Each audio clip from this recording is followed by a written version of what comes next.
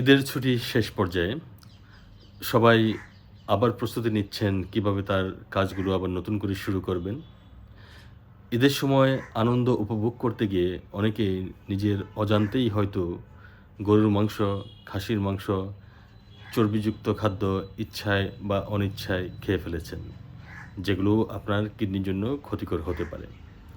কাজেই ঈদ পরবর্তী সময়ে আপনার উচিত হবে যত তাড়াতাড়ি সম্ভব কিডনি পরীক্ষা করে ফেলা এবং দেখে নেওয়া যে কিডনির কোনো সমস্যা হয়েছে কিনা। তাহলে জানা যাক কী কারণে ঈদের সময় কিডনির সমস্যা বেড়ে যেতে পারে। ঈদের সময়ে আমরা প্রচুর পরিমাণে গরুর মাংস, খাসির মাংস, তেল চর্বিযুক্ত খাদ্য খেয়ে থাকি। কিডনি রোগীরাও হয়তো ইচ্ছা বা অনিচ্ছায় খেয়ে ফেলেছেন, যেটি আপনার রক্তে ক্রিয়েটিনিনের মাত্রা বাড়াতে পারে। আবার কোথাও বেড়াতে গিয়েছেন, ঘুরতে গিয়েছেন, পর্যাপ্ত পানি পান করা হয়নি, পানিশূন্য হয়ে গেছেন। সে কারণেও কিন্তু আপনার একেআই বা অ্যাকিউট কিডনি ইনজুরি হয়ে আপনার ক্রিয়েটিনিন বেড়ে যেতে পারে।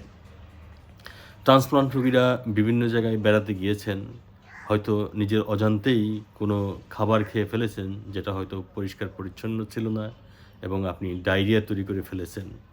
অথবা কোনো জনাকীর্ণ জায়গায় বেড়াতে গিয়েছিলেন, কোনো পার্কে গিয়েছিলেন ঘুরতে, সেখানে গিয়ে আপনি কোনো ফুসফুসের ইনফেকশন বা রেসপিরেটরি ট্র্যাক্টের ইনফেকশন নিয়ে আসছেন, যেটিও কিনা আপনার ট্রান্সপ্লান্টেড কিডনির ক্রিয়েটিনিন বাড়িয়ে তুলতে পারে।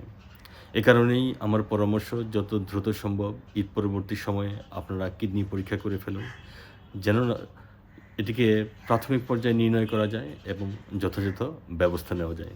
সবাইকে আবারও শুভেচ্ছা জানিয়ে শেষ করছি। আল্লাহ হাফেজ।